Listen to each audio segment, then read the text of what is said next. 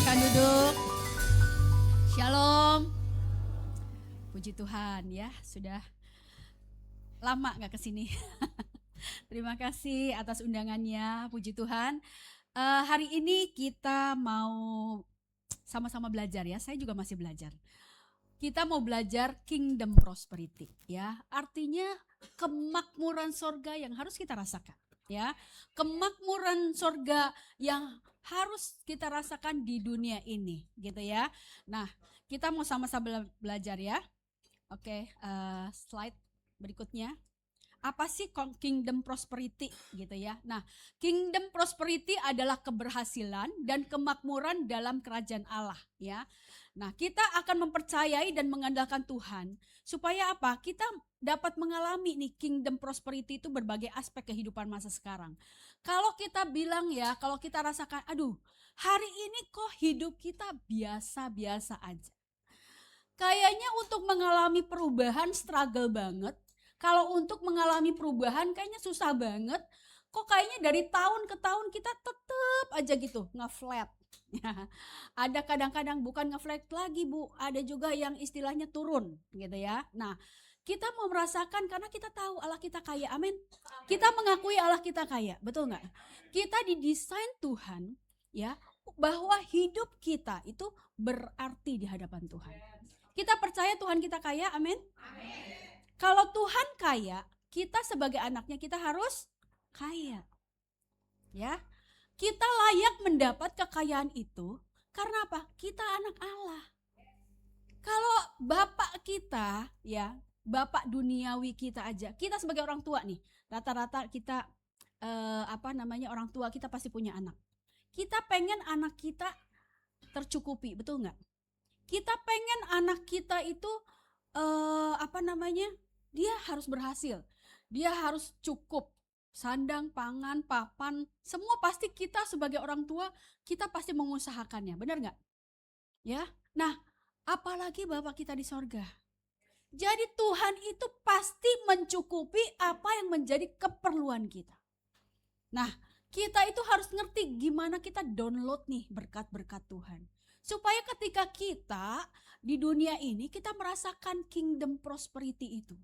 Kita ngerasakan berkat dan kemakmuran itu. Ya.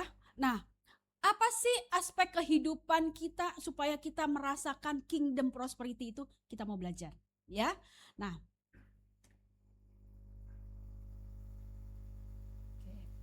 kita sama-sama mau belajar. Di Ulangan 15 ayat 10 dikatakan, Tuhan akan memberkati kamu dengan berkelimpahan dalam segala yang kamu lakukan dan dalam segala yang kamu usahakan. Kita baca sama-sama, kita ganti ya. Tuhan akan memberkati saya berkelimpahan dalam segala yang saya lakukan dan dalam segala yang saya usahakan. Kita sama-sama. Ini tindakan properti dengan iman kita katakan. Ya, 1, 2, 3. Tuhan akan memberkati saya dengan berkelimpahan dalam segala yang saya lakukan dan dalam segala yang saya usahakan. Amin. Amin. Ya, jadi namanya Tuhan memberkati itu kudu dan wajib. Ya, wajib karena dia Bapak kita gitu loh. Jadi kita itu akan hidup dalam berkelimpahan. Artinya berkelimpahan itu berarti cukup dong. Ya kan? Ketika kita mau makan, kita punya berkatnya. Ketika kita mau bayaran sekolah, ada duitnya. Ketika kita mau beli rumah, Tuhan siapin berkatnya. Artinya kita berkelimpahan. Kita merasakan kelimpahan sorga. Ya. Nah, dalam segala yang kita usahakan. Jadi kita harus percaya apapun di profesi kita, ya. Di sini ada pegawai, ada yang pekerja, ya, ada yang usaha, banyak-banyak nih. Tetapi Tuhan berjanji apa yang kita usahakan, ya, yang kita usahakan itu Tuhan akan buat berhasil. Ya. Nah, kita mau baca lagi nih di Yohanes 10 ayat 10. Aku datang supaya mereka mempunyai hidup dan mempunyainya dalam segala kelimpahan. Dikatakan lagi kelimpahan. Ya, jadi kita itu harus berkelimpahan. Berkelimpahan sukacita juga. Jangan berkelimpahan marah. Ya, berkelimpahan bahagia, bukan kelimpahan kesel. Nah, jadi namanya berkelimpahan itu kita juga harus berkelimpahan sukacita gitu. Kalau hari ini masih marah, berarti salah kelimpahannya. Jangan buat itu persentasenya lebih besar dibandingkan kelimpahan sukacita. Ya. Nah, berikutnya di Yeremia 20 ayat 11 dikatakan, "Karena aku tahu rencana-rencana yang ada padaku mengenai kamu. Demikianlah firman Tuhan, yaitu rencana damai sejahtera dan bukan rencana kecelakaan, untuk memberikan kepadamu hari depan yang penuh harapan." Ini ayat yang menguatkan, tetapi ayat yang janji Tuhan dalam hidup saya. Ini benar-benar saya alami, saudara, ya. Nah, jadi ketika saya pernah cerita juga ya, saya sebagai seorang single mom gak gampang, ya. 15 tahun, udah 20 tahun suami saya meninggal, ya. Tapi saya lihat bagaimana penyertaan Tuhan itu setiap tahun itu dia bertambah, ya. Bukan karena kuat gagah saya, enggak. Tetapi saya mengklaim bahwa Tuhan, aku tuh anak Tuhan loh. Jadi ketika saya mengklaim kelimpahan, ya Tuhan harus siapin. Karena itu memang menjadi hak waris kita, benar nggak? Yang namanya hak itu berarti udah tertulis nama kita. Yang namanya hak itu ada surat yang sah atas kita. Berarti kita sudah dimateraikan sama Tuhan bahwa kita berhak, bahwa kita tuh menerima kelimpahan berkat sorgawi di dunia ini. Ya, jadi kita nggak usah khawatir nih, saudara ya. Ketika kita ngelihat, aduh, masa dulu suram, ya, saya pernah ditipu, saya pernah mengalami kedukaan, saya pernah mengalami kehilangan, saya pernah mengalami kerugian, macam-macam gitu. Masing-masing kan semua punya masalah masing-masing, betul nggak? Tetapi satu hal yang Tuhan janji, ya, rencana Tuhan kepada kita nggak pernah berubah. Rencana Tuhan kepada kita tidak pernah berubah. Nah, bagaimana kita menghidupi rencana Tuhan itu dalam hidup kita? Bagaimana kita menarik nih kingdom prosperity itu dalam hidup kita? Supaya apa? Hidup kita itu penuh kelimpahan. Tapi kelimpahan yang benar gitu. Bukan kelimpahan banyak musuh. Bukan kelimpahan banyak marah. Bukan kelimpahan karena, aduh, kenapa mesti dia nih yang diberkati? Kenapa enggak, saudara. Kelimpahan itu kita harus penuh hidup kita. Pertama, bagaimana kita berdamai dengan keadaan. Gak perlu sirik dengan keberhasilan orang lain. Gak perlu iri dengan promosi orang lain. Kita punya promosi sendiri. Kita punya berkat sendiri.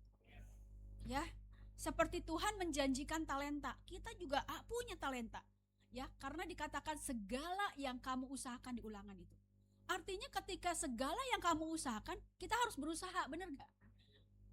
Gak ada kita doa gitu ya, tiba-tiba kita amin, dari langit kita turun, emas 2 kilo. Enggak. Tapi Tuhan pengen kita mengusahakannya. Artinya kita punya hikmat, kita punya talenta, kita punya kekuatan, ya, itu yang harus kita usahakan. Itu yang akan menjadi berkat itu turun. Ya, Tuhan itu seneng nih ngeliatin proses. Berarti hidup kita juga harus berproses. Iya kan? Gimana proses itu bisa menarik yang berkat yang tadi? Apa sih prosesnya? Ketika kita bekerja, kita fokus dengan pekerjaan kita. Kita melakukan yang terbaik seolah-olah kita kerja, bukan seolah-olah memang harus kita kerja untuk Tuhan. Jadi apapun posisi kita, mau pegawai, mau manajer, mau owner, ya kan, mau pegawai yang ya istilah Bu, saya kan cuma pegawai rendahan, gak ada rendah, gak ada tinggi, gak ada sedang. Tetapi ketika kita mengusahakannya, kita harus mengusahakan yang terbaik. Karena ketika kita mengusahakan yang terbaik, pintu sorga terbuka, saudara. Kesempatan Tuhan terbuka. Ya, nah berikutnya, Apa sih aspek dari kingdom prosperity? Ya, saya ini belajar saudara, kingdom prosperity ini saya belajar 3 tahun. Bagaimana saya pengen gitu loh. Hidup tuh nggak biasa-biasa aja. Saya pengen hidup saya luar biasa. Karena Tuhan kita luar biasa. Ketika saya menghidupi ini, ketika saya mencoba ngerti apa sih maksud Tuhan, ya, saudara ya, ketika saya mulai menjalani hidup sebagai single mom, ya, tidak ada warisan, tidak ada harta, tidak ada tabungan, ya, adanya warisan 3 anak yang harus disekolahin, adanya cuman istilahnya cicilan yang harus dilunasin, ya kan? Itu bertumpuk gitu. Jadi ketika saya bilang di Yeremia, Tuhan bilang masa depan yang penuh pengharapan. Kapan Tuhan? Masa berharap terus? Kapan itu berharapnya habis? Gitu ya. Kan kita bertanya nih, kapan sih Tuhan promosi itu datang? Kapan sih harapan itu sesuai dengan firman Tuhan itu datang? Kapan sih kita itu dapat mengalami kelimpahan? Nah, saya mulai belajar saudara. Apa sih sebenarnya rencana Tuhan dalam hidup kita? Ya. Nah, pertama saya harus berdamai dengan keadaan. Kita tidak mengeluh lagi nih. Mau masa lalu kayak apa? Harus move on. Ya, buka lembaran baru. Ya, buka lembaran baru. Artinya ketika Tuhan izinkan sesuatu terjadi dalam hidup kita, ada desain Tuhan yang luar biasa dalam hidup kita. Ada desain Tuhan yang begitu luar biasa sehingga kita itu harus bisa harus bisa menikmati kemakmuran itu. Ya, jadi gini saudara. Saya nggak sekolah tinggi. Ya, kalau orang bilang S1, S2, S3, saya S1 pun nggak lulus gitu. Ya. Nah, tapi saya tahu bahwa ketika saya ngerti, saya bilang Tuhan, saya kan mau sekolah lagi nggak mungkin, umur udah tua. Ya kan, maksudnya udah senior lah ya, kalau tua kayaknya gimana gitu. Ya kan. Nah, jadi tapi saya bilang, pasti Tuhan tuh punya rencana di balik apa yang sudah saya alami. Ya. Nah, singkat cerita, saya mulai belajar. Tuhan, kalau Tuhan punya desain dalam hidup saya, artinya Tuhan mau mengangkat hidup saya dari yang tidak ada menjadi ada. Hidup kita juga sama saudara. Jadi jangan batasi kuasa Tuhan dalam hidup kita. Karena Tuhan itu punya rencana yang besar di luar pikiran kita. Ya, kalau hari ini gitu loh, saya bisa survive, anak-anak bisa selesai sekolah, Tuhan cukupkan apa yang saya perlu Tuhan siapin. Ya, bahkan di luar ekspektasi saya itu Tuhan siapin. Kenapa? Karena Tuhan pengen nih kayak saya bersaksi kepada saudara. Ya. Bagaimana perjalanan hidup kita itu harus jadi saksi. Ya, itu yang Tuhan mau. Bukan untuk kepentingan kita sendiri. Kalau buat kepentingan kita sendiri, besok kita gak diberkati lagi. Karena apa? Gak ada saksi dalam hidup kita. Tuhan pengen hidup kita itu menjadi saksi dimanapun kita berada. Kalau memang kita harus menjadi saksi karena harta kita, ya gak apa-apa, emang itu harus disaksiin. Kalau lewat apa yang kita punya, kita harus memberkati begitu banyak orang, kita pun harus lakukan itu. Karena itu yang Tuhan mau. Karena itu hidup kita didesain oleh Tuhan. Ya, nah kita mau belajar aspek dari kingdom prosperity itu apa sih? Yang pertama adalah kemakmuran spiritual. Kemakmuran spiritual itu pertama memiliki hubungan yang dekat sama Tuhan. Gimana Tuhan tahu apa yang menjadi kebutuhan kita kalau kita gak dekat sama Tuhan? Seperti anak kita kan bukan wifi yang berapa G gitu yang ngerti pikiran anak kita, betul gak? Kalau anak kita gak ngomong dia mau laptop, kita mana ngerti dia mau butuh laptop gitu. Ya, nah kedekatan spiritual ini kita harus jaga supaya apa? Kita ngerti Bapak kita, Bapak juga ngerti apa yang menjadi kebutuhan kita. Ya, nah mengalami pertumbuhan rohani yang berkelanjutan. Artinya hidup kita makin hari harus makin baik. Ya. Makin hari harus makin mengampuni. Makin hari harus sikap hati kita lebih baik. Jangan makin hari musuh kita tambah. Ya. Jangan makin hari kebencian kita makin tambah. Tapi makin hari kita harus bertumbuh rohani secara berkelanjutan.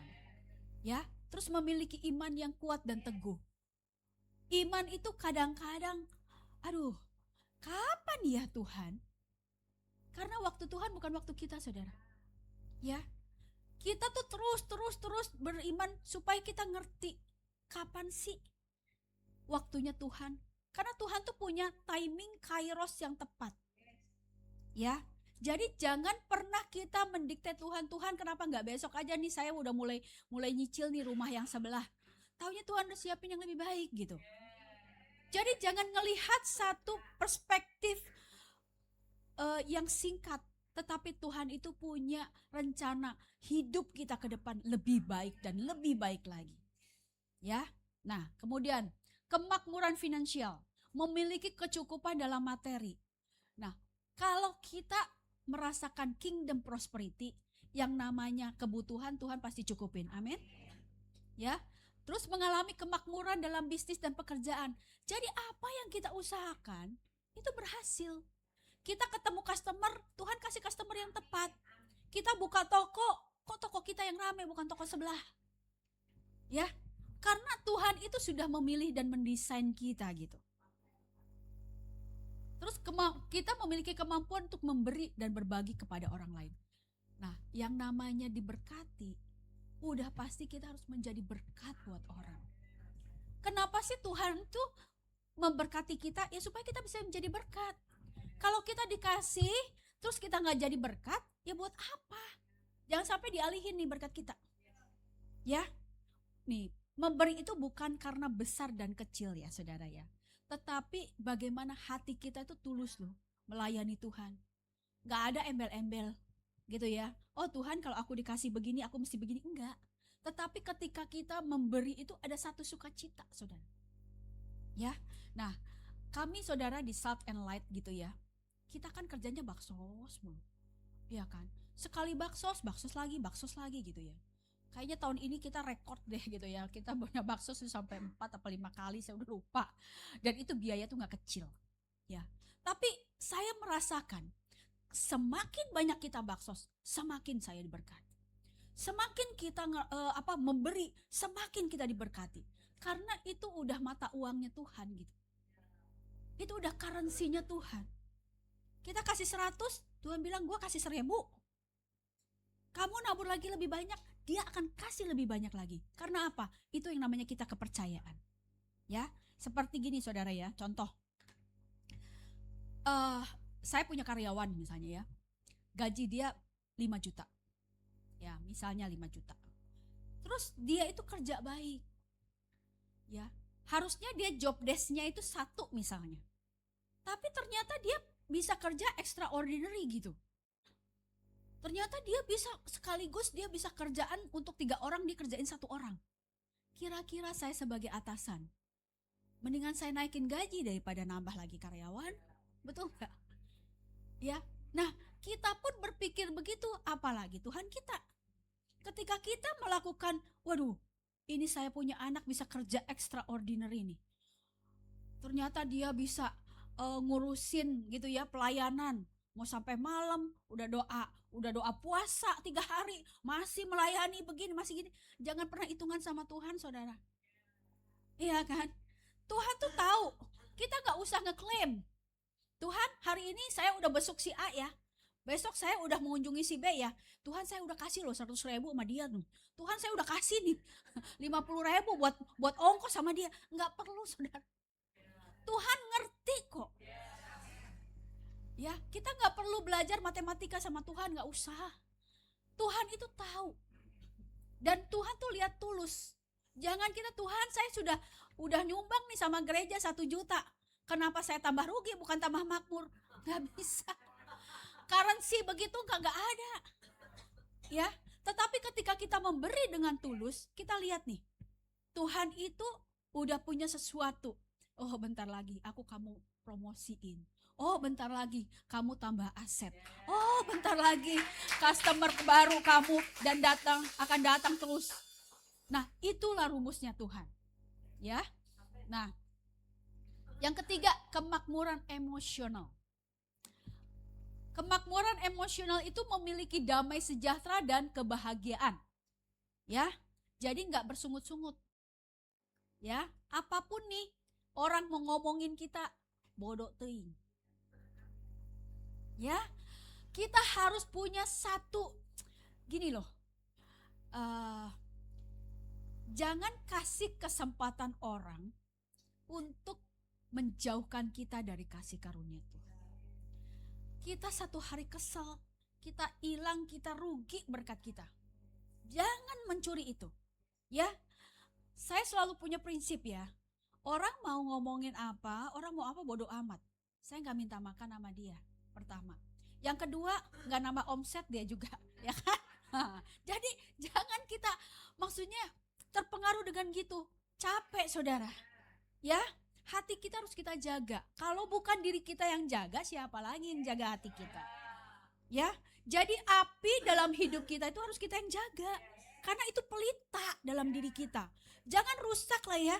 Karena dia ngomongin kita, memfitnah kita. Terus 3 hari kita migrain gak bisa tidur. Terus vertigo. Ngapain? Rugi. Iya kan? Dia yang tidur enak, terus kita yang vertigo. Ya ampun. Nggak begitu. Gitu ya. Nah, terus mengalami kebebasan dari stres dan kecemasan. Kalau kita sudah anak Tuhan, tenang aja. Ya. Stres, ya oke lah stres, Tuhan stresnya apa gitu loh. Tapi kita serahin sama Tuhan, kita mencoba mengelola kecemasan dan stres kita. Jangan karena stres kita sakit. Ujung-ujungnya masuk rumah sakit, aduh rugi. Udah stres bayar pula. Ya, tagihan nambah lagi. Ya, jangan. Ya, jadi kita harus kelola kemakmuran emosional itu dalam diri kita. Itu yang namanya kemakmuran emosional. Jadi emosional itu yang bisa kelola itu diri kita loh saudara. Ya, terus jangan kuping tipis dengar kiri, kanan, depan, belakang gitu ya. Tapi yang ngerti diri kita sebenarnya kita, benar nggak? Iya kan? Orang lain cuma bisa ngejudge gitu. Orang lain cuma bisa menghakimi, kadang intimidasi. Tetapi kalau kita punya lingkungan yang baik, teman-teman Kersel yang baik, itu kemakmuran emosional kita bisa terjaga gitu. Ya, tapi kalau misalnya teman yang tidak membangun kita, terus kitanya harus bertarung begitu, mendingan kerjaan yang positif aja. Ya. Nah, terus memiliki hubungan yang sehat, harmonis dan dengan orang lain. Suami istri harus rukun. Dengan anak harus rukun. Dengan tetangga juga rukun.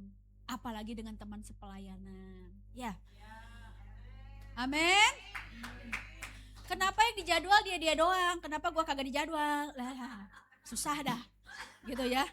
Kenapa cuma dia aja nih yang gak kerjaan gampang? Kenapa saya disuruhnya cuma buat bersihin karpet mulu? Mulai bersungut-sungut. Jangan begitu. Ya. Itu namanya bukan kemakmuran, kemunduran gitu namanya. Ya, harus mulai dari nol lagi. Kalau kita pakai ular tangga gitu ya, kadang-kadang ada ular dia turun lagi tuh ke bawah.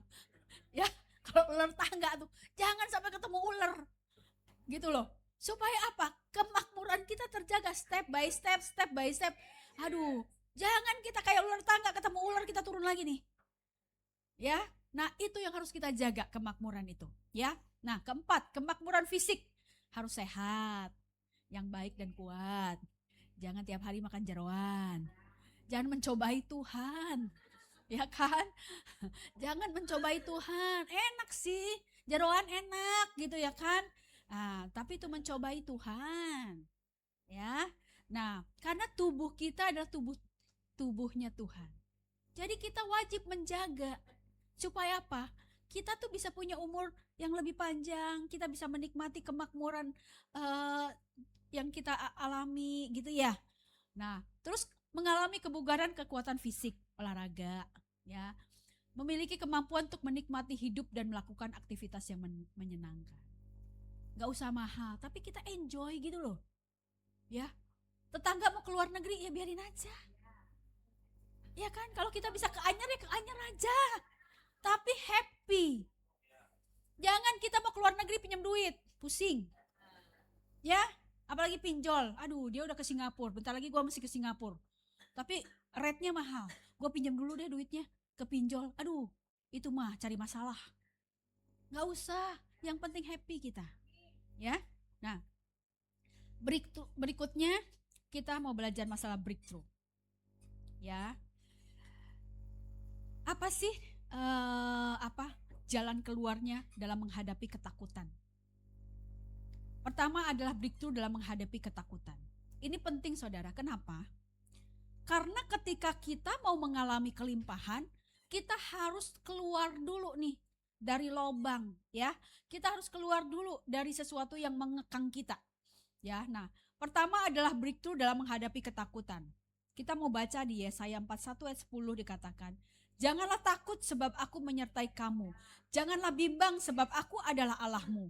Aku akan menguatkan dan membantu kamu. Aku akan menguatkan dan membantu kamu. Aku akan menopang kamu dengan tangan kanan yang adil." Artinya gini saudara, kalau kita lihat dunia ya hari-hari ini, itu ngeri sih. Ya, semua kita ya banyak rumors lah, ada banyak berita kalau kita tidak urus tanahnya nanti akan diambil negara lah, ya kan. Terus kalau misalnya sekarang rupiah akan dipotong jadi sekian, nggak ada artinya nanti. Sekarang juga kita juga dihadapin pajak yang sepertinya nambah terus. Semua nggak ada kepastian gitu loh, iya kan. Tapi kita tahu bahwa Tuhan itu pasti menjagai kita gitu, ya. Nah, jadi dalam ketakutan ini janganlah pernah kita bimbang karena kita tuh punya Tuhan. Ya. Nah, berikutnya adalah breakthrough dalam menghadapi keterbatasan. Sebab aku tahu bahwa rencana-rencana yang ada padamu demikianlah yang memberikan masa depan yang penuh harapan. Nah, saudara, arti keterbatasan itu kita kadang-kadang membatasi Tuhan. Ya. Ketika kita mau melangkah gitu ya, Tuhan, aku tuh mau bikin warung kedua nih. Tapi gimana ya Tuhan? Kayaknya belum kira-kira dia siap nggak ya? Kira-kira nanti tetangga dia akan bisa pelanggannya bisa datang nggak ke tempat saya ya? Kadang-kadang kita gimana? Jadi banyak kekhawatiran gitu ya. Nah, saudara gini ya, kadang kekhawatiran itu datangnya dari teman sebelah, ya kan? Kadang kekhawatiran itu datang sama teman terdekat, bahkan ada teman sepelayanan.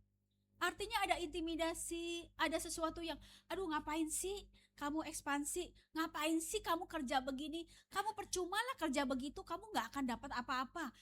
Nah, kadang itu ada saudara. Tapi kita mau lihat nih gini, kita itu harus mengukur kekuatan kita, ya. Nah, saudara, saya mau kesaksian. Contoh ya, sekalian contoh. Jadi saya kan kontraktor saudara ya. Nah, saya tuh kalau misalnya tidak ekspansi misalnya, cuman begini-begini aja. Tapi saya bilang, Tuhan, aku mau ekspansi sih.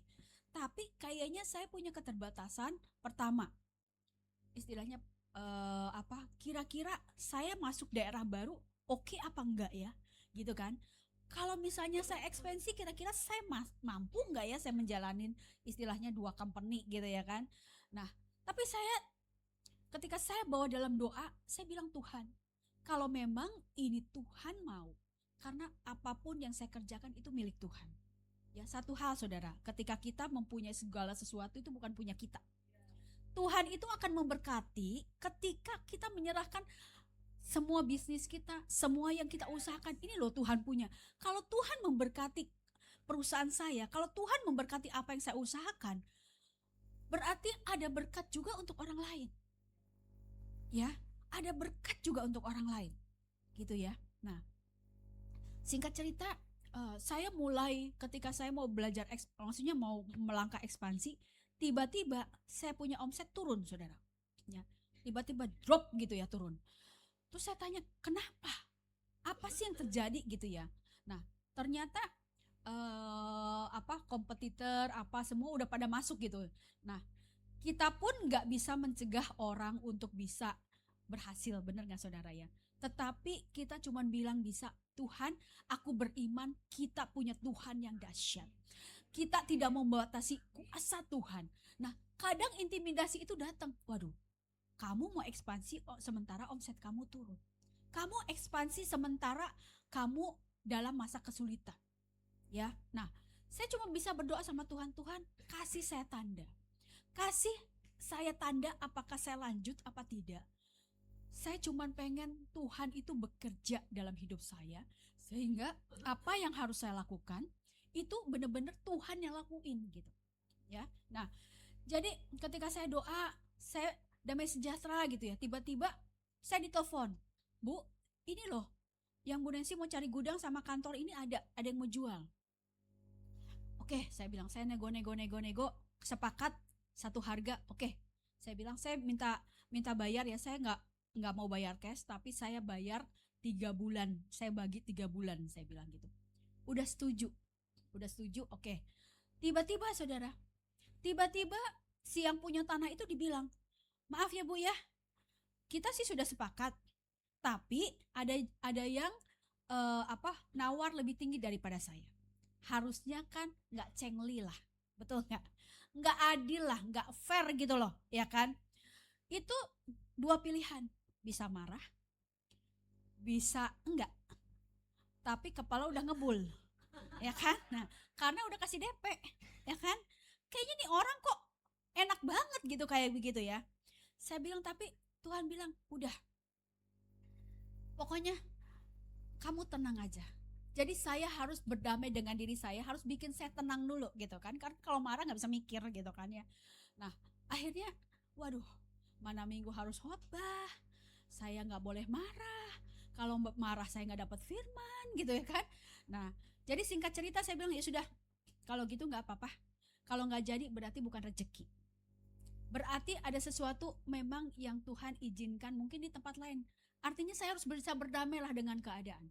Kalau yang staff saya udah pada marah, nggak bisa dong Bu, kita bisa klaim lah dia, nih gini-gini ya macam-macam. Karena strategi banget gitu, ya kan? Dia strategi banget, deket jalan, pokoknya udah cakep banget lah gitu kan. Nah, singkat cerita ya udahlah, saya bilang nggak usah, kamu nggak usah marah, kita kehilangan damai sejahtera. Balikin aja deh DP-nya, ya. Udah 3 hari dia balikin DP, udah kita tenang-tenang. Bu, nggak jadi dong kita expand. Udah berarti mungkin belum saatnya gitu ya. Nah, 2 minggu kemudian, saya masih tenang-tenang aja gitu. 2 minggu kemudian, yang punya tanah ini telepon, Bu, masih minat nggak tanahnya? Loh, gimana sih? Gak jelas, ya kan? Loh, kemarin kan bapak mau begini. Nggak tahu ya Bu ya. Saya kok katanya dibilang susah banget ini sama orang itu. Padahal orang itu udah bayar 50%.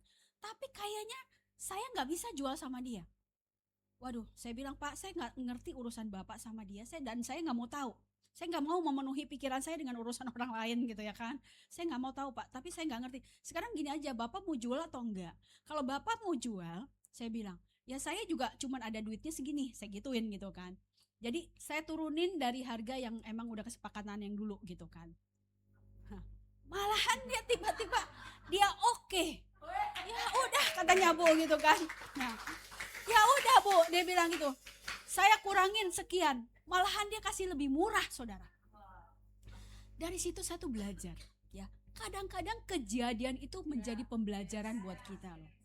Pertama, keluar nggak kita dari sikap hati yang Tuhan mau, ya. Yang kedua, Tuhan tuh bisa kasih tiba-tiba bonus yang kayak gitu. Ketika kita melihat bahwa, oh, kepentingan Tuhan yang utama, ya. Nah, jadi hal-hal itu juga kita harus belajar dan peka apa sih yang Tuhan mau gitu ya. Nah, kita jangan membatasi kuasa Tuhan. Pikiran kita cuan, pikiran Tuhan beda. Oke, lu cuan tapi lu harus jadi berkat nih, ya. Nah, berikutnya adalah breakthrough dalam menghadapi kesulitan. Tetapi aku percaya bahwa aku akan melihat kebaikan Tuhan di negeri orang-orang hidup, ya. Nah, saudara, yang namanya kesulitan, setiap orang pasti mengalami kesulitan, betul nggak? Kesulitan itu kita nggak bisa bendung. Tuhan, kenapa sih kesulitannya datang terus kepada saya, kenapa nggak sebelah? Artinya Tuhan itu mau ngelihat progres nih dalam hidup kita. Progres satu selesai, Tuhan kasih berkat. Progres satu selesai, kasih berkat. Ya, jadi kalau namanya ada kesulitan, artinya ada berkat sebentar lagi, saudara. Keluar nggak kita dari kesulitan itu? Ya, keluar nggak kesulitan itu? Nah, satu hal saudara ya, Saya pernah kerjain proyek masjid lagi. Masjid Gede Bage. Pasti udah tahu ya Gede Bage yang di Bandung yang gede banget itu. Ya kan? Dia itu saya kerja udah selesai masjidnya, tapi dia nggak bayar-bayar. Setahun nggak bayar, 2 tahun nggak bayar. Aduh, udah kayaknya di gimana gitu ya. Terus saya bilang, aduh gimana ya? Bisa sih saya cari-cari orang untuk PKPU ya. Artinya PKPU itu kita mempilotkan dia supaya dia bayar gitu. Tapi apakah begini cara kita gitu ya kan? Apakah begini saya harus pakai lawyer? Saya kalau udah denger lawyer kayaknya hati nggak damai sejahtera lah gitu kan ya. Aduh masa mesti begitu sih? Nah terus udah gitu setiap gelar perkara saya angkat paling tinggi. Meskipun saya kecil saya pokoknya tinggi-tinggi deh pokoknya. Tuhan ini gimana nih tagihan harus bayar. Iya kan? Nah udah berjalan saudara 3 tahun kagak ada apa-apa. Terus kita tagih sama dia. Aduh saya bilang ini gimana sih gitu kan. Tapi udahlah saya bilang, cobalah kita ke Bandung. Sampai ya saya bilang, saya punya karyawan saudara. 98 tuh muslim semua. Ya. Sampai mereka itu nggak mau masuk ke masjid itu karena mereka juga marah belum dibayar katanya gitu kan. Jadi pernah juga lucu ya saya punya karyawan, Bu anak saya karya wisata Bu pergi ke masjid Gede Bage katanya gitu, tapi saya udah marah-marahin anak saya pergi sih karya wisata di situ tapi saya di depan masjid saya teriak-teriak.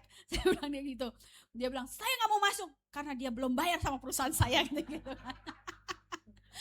Saya bilang kamu menjadi representatif kita gitu ya kan.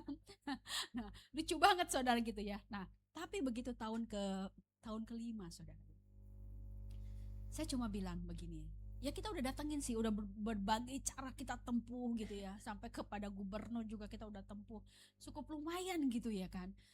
Saya bilang, aduh ini gimana sih gitu kan. Nah, begitu tahun kelima, tiba-tiba saya mengalami keuangan yang sulit gitu ya, agak sulit lah gitu kan. Saya bilang Tuhan, ini saya cuma perlu mujizat, ya saya perlu mujizat gitu ya. Saya bilang ini cash flow saya kesulitan, saya aduh udah pusing lah gitu ya, HRD juga udah pusing, bagaimana bayar karyawan, kita punya AR juga bagaimana, pokoknya lagi keadaan sulitnya. Tiba-tiba saudara, tiba-tiba itu rekening kita langsung tiba-tiba tek gitu. Itu dari mana tuh duitnya? Saya bilang gitu kan. Jangan dipakai dulu. Ntar dia salah lagi transfer gitu. Coba ntar dulu. Waduh, kaget nih. Saya bilang gitu, menang undian kagak masuk undian gitu ya kan. Bingung gitu kan. Nah, namanya juga nggak ada. Maksudnya kan kalau dari si masjid itu pasti ada namanya siapa. Ini enggak pribadi gitu kan. Kita jadi bingung gitu kan. Ini siapa gitu ya. Jangan dipakai dulu saya bilang. Takut saya gitu kan. Takutnya apa gitu kan. Nah, udah tuh. Nggak ada 1 minggu yang konfirmasi itu uang siapa. Langsung kita cek ke bank ke segala macam. Oh dari Bandung. Kita datengin siapa gitu kan ya. Nah tiba-tiba saudara ya. Terus kita dapat surat. Bersama ini Bu, saya membayar tagihan ini beserta bunganya. Ditambah bunga. Kan? Tapi kami tidak bisa mentransfer atas nama company. Karena ini begini saya nggak tahu urusan lain, pokoknya yang penting bayar gitu kan. Nah jadi gini saudara ya, menanti itu kesel, menanti itu berat, tetapi ketika tuh kita dapat, wah ketika hitung-hitung bener nggak tuh bunganya gitu ya, udah dapat bunganya udah terima kasih, masih dihitung juga nih sama tim saya, Ibu bener loh Bu, bunga bank tuh sekian, dia tambahin loh Bu sampai 0, berapa persen gitu ya kan. Wah udahlah, udah dibayar aja, udah puji Tuhan ini tambah bunga, udahlah kita masih bisa bagi bonus gitu ya kan. Nah jadi namanya proses saudara itu memang perlu ketekunan ya, namanya proses bukan waktu kita tetapi waktunya Tuhan ya, itu yang namanya kesulitan ya. Berikutnya adalah breakthrough, mengalami kegagalan. Namanya kegagalan itu nggak bisa dicegah gitu ya. Nah saya minta 2 orang ini dong untuk ngeliatin apa, nah yang itu ya. Nah sambil nunggu, jadi yang namanya kegagalan ya itu kita pernah alami, entah kita gagal dalam sikap hati, entah kita gagal mengenai karena kita marah sama orang, betul nggak? Ya namanya berdosa pasti kita pernah lah. Yang namanya kita menyakiti hati Tuhan, kita pernah lah. Pernahkah kita mendukakan Tuhan? Pernah. Kita mendukakan Tuhan juga pernah. Tapi ketika kita minta bertobat sama Tuhan, ya. Nah, jadi Tuhan katakan ini di Mika 7 ayat 18 sampai 19, karena Tuhan adalah pengampun dan Dia akan mengampuni dosa-dosa kita dan membersihkan kita dari segala kejahatan. Ya, coba. Apa sih dosa kita? Dosa kita banyak, Saudara. Saya sampai ngelis. Sampai kurang tidur bikin gini. Enggak lah. Nah, ini hal-hal. Oke, ini hal-hal yang menjadi dosa, yang menjadi halangan kita. Bagaimana kita menghadapi bagaimana kita mengalahkan ya obstacle dalam diri kita supaya kita mengalami breakthrough nih. Pertama, pernah nggak kita putus asa? Pernah. Saya pernah. Ya. Kedua, pernah nggak kita kecewa? Pernah nggak kita memfitnah orang? Ya. Pernah nggak selingkuh? Udah makin bawah makin serem nih. Ya. Terus menjauh dari Tuhan. Terus bohong. Mencemarkan orang lain. Ya. Terus kita punya rakus, kikir, iri hati, kesombongan, ketidakpercayaan, apalagi nih? Ketergantungan. Nah, banyak ketergantungan, merokok lah, apa, itu semua ketergantungan. Ya, marah-marah juga kadang ketergantungan. Pagi kalau belum marah kayaknya belum mau keluar rumah gitu. Malam kayaknya kalau belum marah belum mau tidur. Itu namanya ketergantungan juga tuh. Mesti bertobat. Ya. Nah, sakit hati. Nah, sakit hati. Sakit hatinya bukan di sini. Semua kalau ketemu sama orang itu pegel-pegel dari atas kepala sampai ujung kaki. Ya. Nah, terus percabulan. Ya, nonton hal yang tidak baik. Terus tinggi hati, iri hati lagi, dendam, tidak mengampuni, marah. Kita sudah keluar belum dari sini semua? Ya. Tuhan itu bilang ini yang namanya kegagalan, Saudara. Kegagalan meskipun kecil. Aduh, gua marah kok aku gagal. Gagal karena kita tidak bisa menjaga hati. Ya. Jangan anggap ini sepele, karena breakthrough itu Tuhan tuh pengen kita sempurna di hadapannya Dia. Dan Tuhan bilang, udah lolos belum dari ini semua? Ketika kita sudah lolos dari ini semua, wajar gak kita terima berkat? Ya, bisa gak kita mengatasi itu semua? Terima kasih ya. Tadinya mau sampai besok loh. Ya, jadi ketika kegagalan yang tadi begitu banyak itu, ya, Tuhan tuh pengen kita bersih. Tuhan itu pengen kita itu bersih gitu. Kenapa? Supaya kita itu menerima breakthrough. Ya. Breakthrough itu, Saudara, sesuatu yang kita itu gini loh. Sesuatu yang menjadi lubang hitam dalam hidup kita. Kita masuk ke dalam gua yang gelap, hitam, tapi kita harus keluar untuk mencari terang. Nah, berani gak kita keluar dari situ? Berani gak kita itu mengalahkan yang begitu banyak yang tadi itu? Bisa gak? Supaya kita bisa menerima kemakmuran, ya, kingdom prosperity itu dalam hidup kita.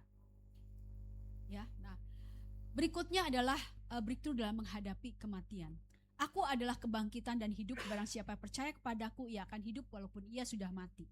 Jadi Saudara, ya, kita itu juga harus bisa siap juga dalam menghadapi kematian, benar gak?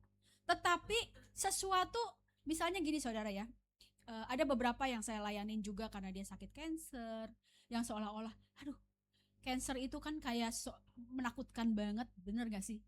Kayaknya, nah, mama saya juga tahun ini 2 bulan yang lalu ya, itu meninggal karena kanker paru gitu. Sesuatu nggak bisa diprediksi, ya. Begitu didiagnosa cuma 1,5 bulan, cepet banget gitu ya.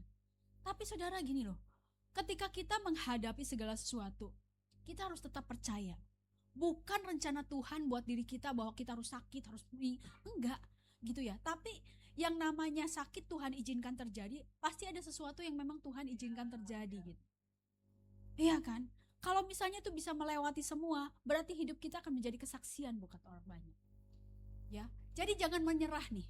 Hari ini kita sakit apa? Problem kita seperti gimana? Kita harus keluar, kita harus breakthrough, kita harus keluar dari sesuatu yang menakutkan dalam hidup kita.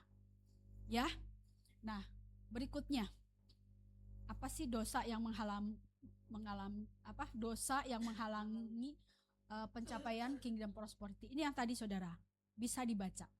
Dosa kerakusan.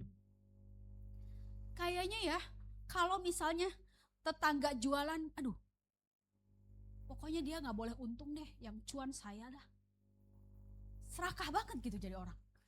Kita harus semua diberkati. Kalau teman kita diberkati, kita happy dong. Iya kan? Kalau dia bisa, kita pun pasti bisa. Ya, nah dosa kikir, jangan pelit-pelit. Iri hati, kesombongan, dosa ketidakpercayaan, dan dosa ketergantungan. Nah, saudara, ketika kita mengalami dosa ini ya, saya undang teman saya ke depan. Jadi saya ada ilustrasi. Kingdom prosperity itu ketika kita meninggalkan dosa-dosa yang tadi, ada satu rencana Tuhan supaya kita bisa berkelimpahan. Ya, berkelimpahan. Kita lihat nih ya. Kita ini wah, dolarnya banyak banget. Nah, saudara, ini yang namanya emas, ini tuker uang. 999,9 1 kilo. Tapi ini bohongan. Carinya di Tokped. Nah, jadi gini loh. Ini tuh nilai tukar yang Tuhan mau dalam hidup kita. Kita itu harus diberkati, benar gak? Diberkati itu wajib dan kudu dan harus, itu memang bagian kita. Jangan jadi bagian orang lain. Jadi ketika kita nih terima berkat dari Tuhan, berarti kita ada kunci sorga yang harus kita buka, betul? Kita tinggalin nih semua yang tadi nih, yang kegagalan tadi nih. Kita harus masuk ke dalam satu gerbang kemuliaan Tuhan, di mana di sana itu ada berkat Tuhan, dan kita membuka kunci kerajaan Tuhan, currency Tuhan yang kita terima. Coba tunjukin currency-nya. Nih currency-nya. Jadi currency ini yang kita mau. Terus Tuhan kecil gak sih kalau buat Tuhan? 1 kilo emas, masing-masing nih 1 kilo. Amin. Semua itu kecil buat Tuhan.